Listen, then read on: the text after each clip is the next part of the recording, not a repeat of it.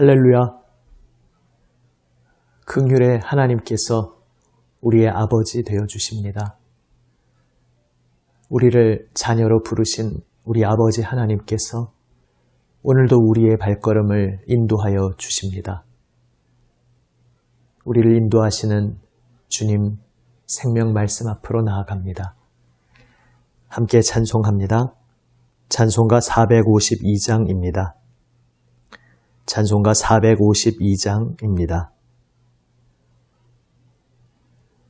내 모든 소원 기도의 제목 예수님 닮기 원함이라.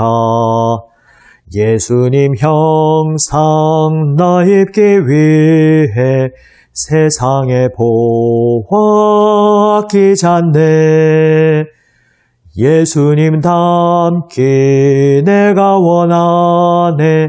날 구원하신 예수님을 내 마음속에 지금 고도사 주님의 형상인 지소서. 무한한 사랑 풍성한 긍휼 슬픈 자 위로하시는 주. 길 잃은 죄인 부르는 예수 그 형상 닮게 하옵소서. 예수님 닮기 내가 원하네. 날 구원하신 예수님을 내 마음속에 지금 고도사 주님의 형상인 지소서. 겸손한 예수 거룩한 주님 원수의 멸시 참으시사 우리를 위해 고난을 받은 구주를 닮게 하옵소서. 예수님 닮기 내가 원하네. 날 구원하신 예수님을 내 마음속에 지금 고도사 주님의 형상인 지소서. 아멘. 기도하시겠습니다. 아버지 하나님, 풍성하신 긍휼로 저희를 주님의 생명의 땅으로 이끌어 주심을 감사드립니다. 영원하신 아버지 사랑의 품에 안아주시니 감사드립니다. 오늘도 주님의 긍휼의 품 안에서 사랑의 품 안에서 오직 주님 얼굴 바라보게 하여 주시옵소서. 주여, 말씀으로 저희의 마음을 새롭게 하여 주시옵소서. 우리 구주 예수 그리스도의 이름으로 기도드립니다. 아멘. 하나님 말씀 레위기 25장 35절에서 46절 말씀입니다. 구약 성경 186면입니다. 레위기 25장 35절에서 46절 말씀 세 번역으로 읽습니다. 너희 동족 가운데 아주 가난해서 도저히 자기 힘만으로는 살아갈 수 없는 사람이 너희의 곁에 살면 너희는 그를 돌보아 주어야 한다. 너희는 그를 나그네나 임시 거주자처럼 너희와 함께 살도록 하여야 한다. 그에게서는 이자를 받아도 안 되고 어떤 이익을 남기려고 해서도 안 된다. 너희가 하나님 두려운 줄을 안다면 너희의 동족을 너희의 곁에 데리고 함께 살아야 한다. 너희는 그런 사람에게 이자를 받을 목적으로 돈을 구워주거나 이익을 볼 셈으로 먹거리를 구워주어서는 안 된다. 나는 너희의 하나님이 되려고 너희에게 가나안 땅을 주고 너희를 이집트 땅에서 이끌어낸 주 너희의 하나님이다. 너희 곁에 사는 동족 가운데서 누군가가 가난하게 되어서 너희에게 종으로 팔려왔어도 너희는 그를 종 부리듯 해서는 안 된다. 너희는 그를 품꾼이나 임시 거주자처럼 너희의 곁에서 살도록 하여야 한다.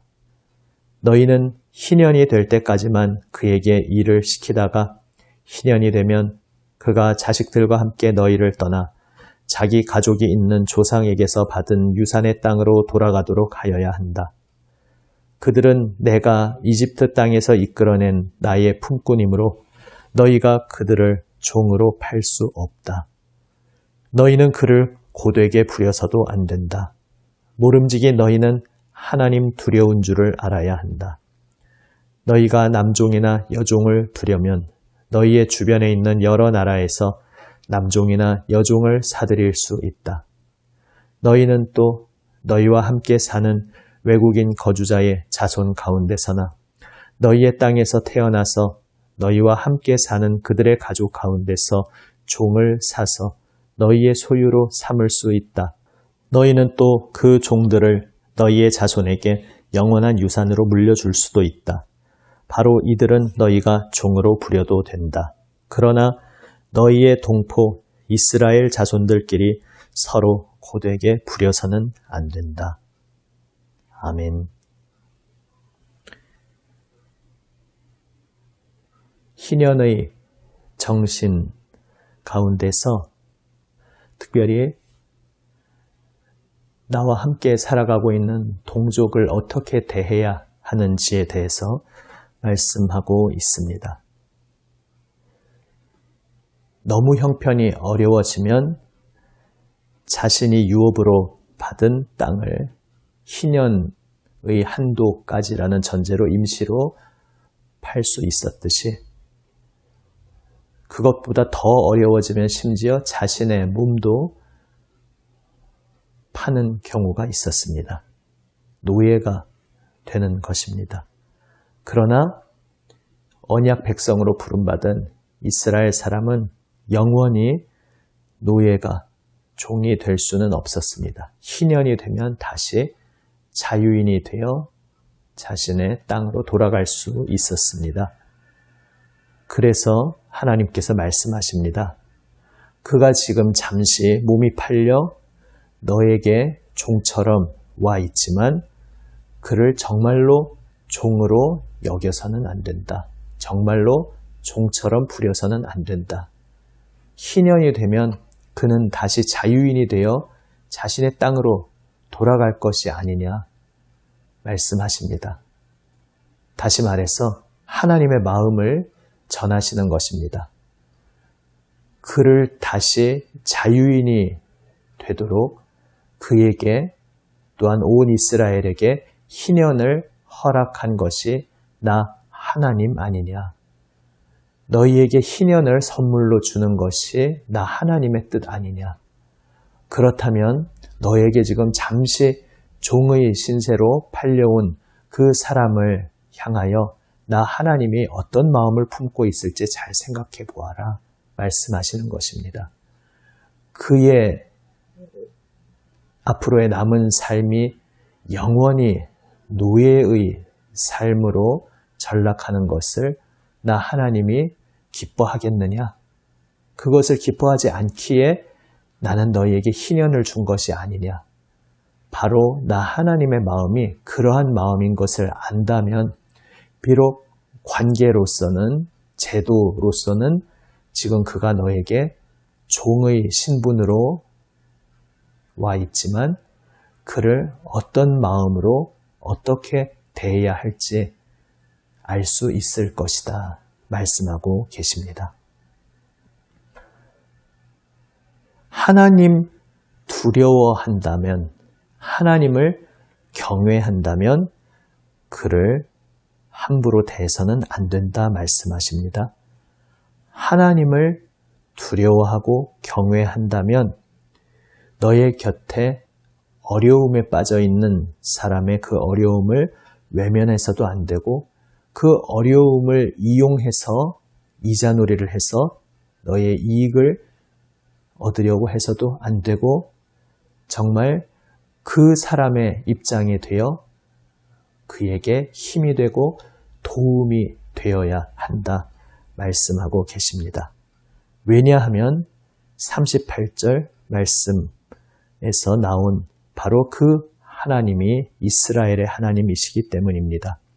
나는 너희의 하나님이 되려고 너희에게 가나안 땅을 주고 너희를 이집트 땅에서 이끌어낸 주 너희의 하나님이다.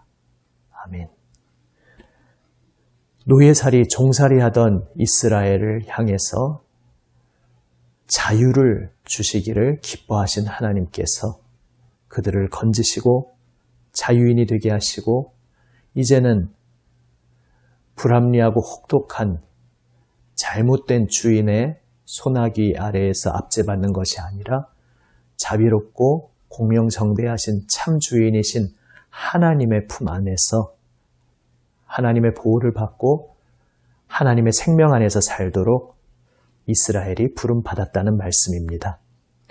하나님께서 말씀하십니다. 내가 너희를 노예에서 건져서 나의 품으로, 자유의 품으로 불러주지 않았느냐. 내 언약 안에 들어와 있는 이스라엘 백성을 향한, 나의 백성을 향한 나의 뜻이 너희가 자유를 누리고 생명을 누리는 것 아니냐. 그렇다면 너희 이스라엘 동족끼리 서로를 얽어매고 종으로 만드는 일이 있어서야 되겠느냐. 너희를 해방시켜준 나 하나님의 뜻을 기억하며 나 하나님의 마음으로 서로를 대해야 한다 말씀하고 계십니다. 그래서 구약시대의 눈높이에서는 그 언약 안에 있는 백성 이스라엘을 제외한 다른 사람들, 이방 종족들을 향해서는 영원히 종을 삼을 수 있다 허용하셨지만 적어도 언약 안에 있는 이스라엘 동족끼리는 하나님의 출애굽 구원, 하나님이 주시는 그 자유의 선물을 함께 받은 그들끼리는 영원히 노예로 삼는 그런 일이 있어서는 안 된다. 구약의 눈높이로 말씀하고 계신 것입니다. 결국 여기에서 하나님께서 보여주고자 하신 것이 무엇입니까? 하나님의 품이 해방구라는 것입니다. 우리를 가나안 땅으로 인도하여 주신 그 하나님의 품이 우리를 자유케 하는 해방의 공간이요, 긍휼의 땅이며 생명을 누리는 땅임을 우리의 삶 속에서 구체적으로, 실제적으로, 실천적으로 누릴 수 있도록 우리가 서로에게 해방이 되어주고 긍휼이 되어야 한다 말씀하신 것입니다. 결국 구약의 눈높이에서 이스라엘 동족끼리 서로를 존중하며 종처럼 대해서는 안 되는 이유는 그들을 하나님께서 이집트에서 건져주셔서 자유인이 되게 하셨기 때문입니다. 이것이 이제 신약으로 오면 그 영역이 더 확장됩니다. 이제 예수 그리스도 보혈 안에서 유대인이나 이방인이나 차별이 없이 모두가 예수님의 보혈 은혜에 힘입어서 하나님의 자녀로 한 몸으로 부름받게 되었습니다.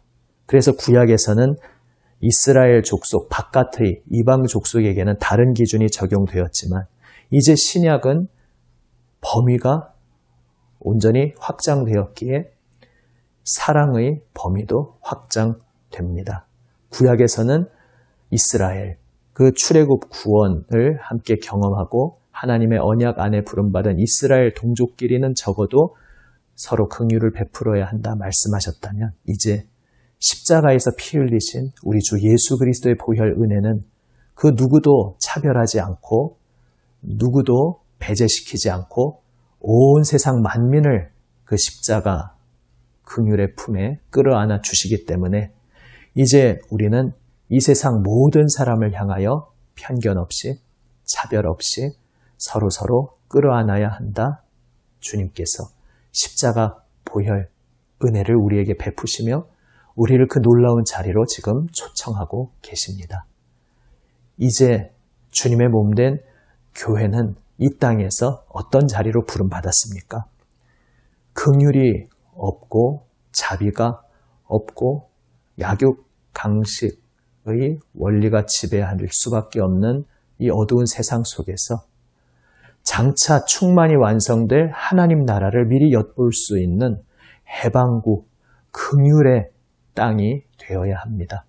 그래서 교회 공동체 안에서 성도들이 서로에게 긍휼의 존재가 됨으로써 살아계신 하나님, 예수 그리스도의 아버지 하나님께서 긍휼의 하나님이심을 온 세상에 나타내도록 교회는 부름받았습니다.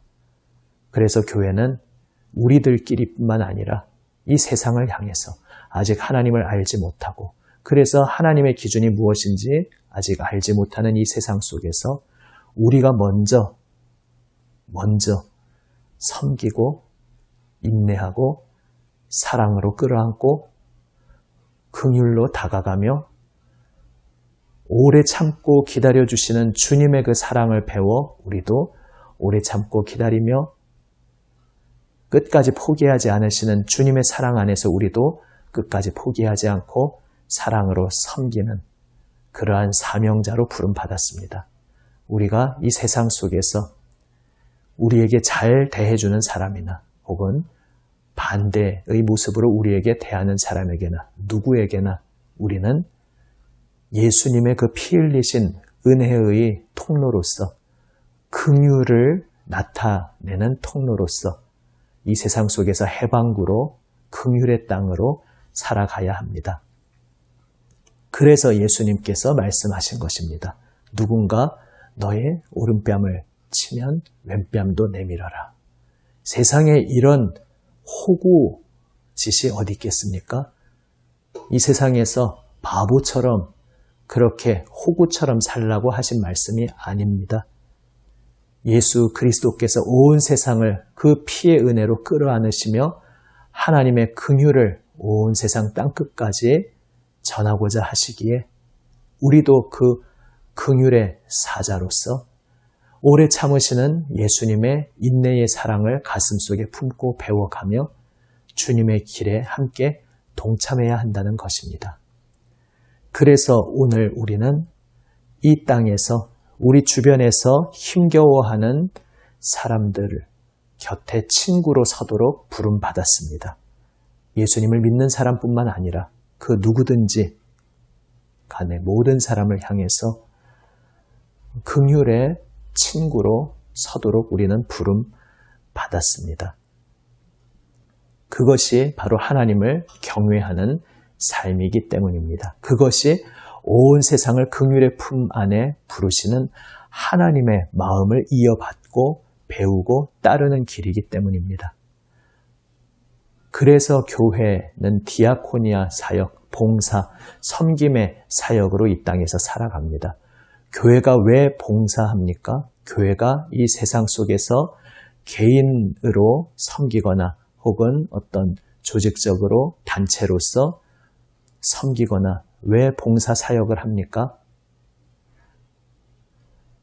교회가 무언가 괜찮은 곳이라고, 옳은 곳이라고 선전하기 위한 목적이 아닙니다. 사람들의 마음의 문을 열게 하기 위한, 교회로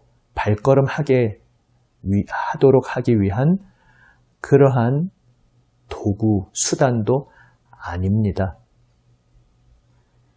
봉사, 디아코니아의 목적은 우리가 섬기는 하나님이 긍휼의 하나님이시기 때문에 우리도 그 하나님의 마음을 품고 배우며 하나님의 도구로서 이 땅에서 긍휼의 사자로 살아야 하기 때문입니다.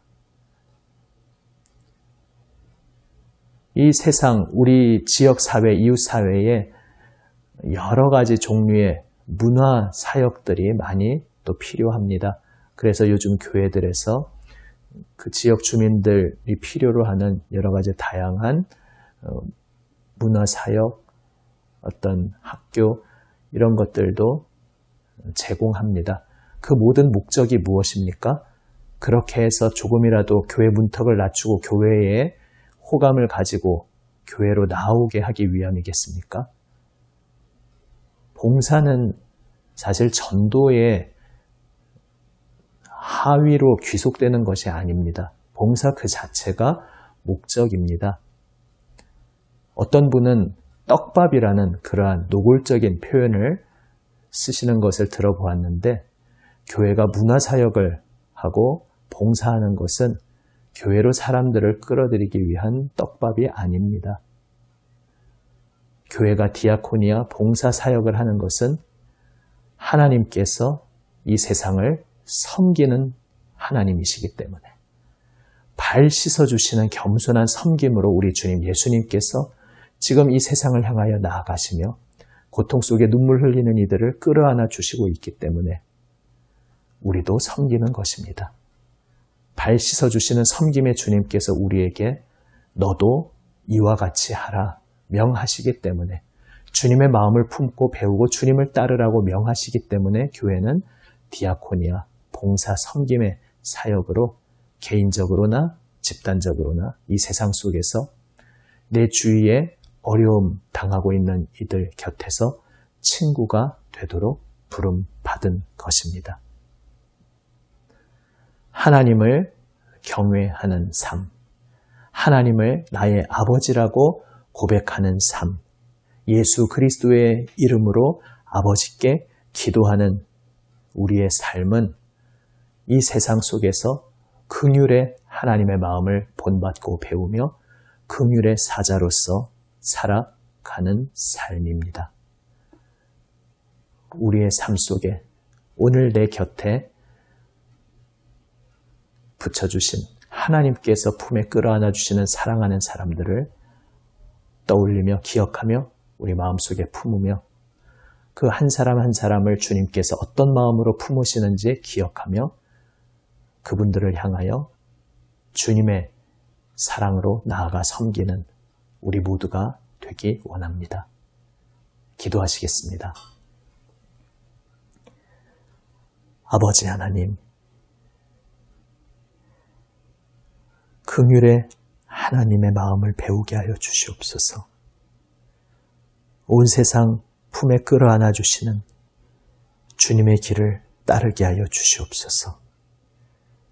발 씻어 주시는 겸손한 섬김으로 이 세상을 섬기며 주님의 생명으로 충만케 채우시는 주님의 길을 저희도 따르게 하여 주시옵소서. 우리 구주 예수 그리스도의 이름으로 기도드립니다. 아멘. 하늘에 계신 우리 아버지, 아버지의 이름을 거룩하게 하시며 아버지의 나라가 오게 하시며 아버지의 뜻이 하늘에서와 같이 땅에서도 이루어지게 하소서. 오늘 우리에게 일용할 양식을 주시고 우리가 우리에게 잘못한 사람을 용서하여 준 것 같이 우리 죄를 용서하여 주시고 우리를 시험에 빠지지 않게 하시고 악에서 구하소서. 나라와 권능과 영광이 영원히 아버지의 것입니다. 아멘. 오늘도 주님의 말씀 가슴에 새기며 주님 앞에 기도로 나아갑니다. 주님의 몸된 교회들을 위해서, 세상을 위해서 계속 중보하며 특별히 엄중해진 코로나 시국 주님의 긍휼의 손길을 간절히 구하는 기도로 나아갑니다. 기도하시겠습니다.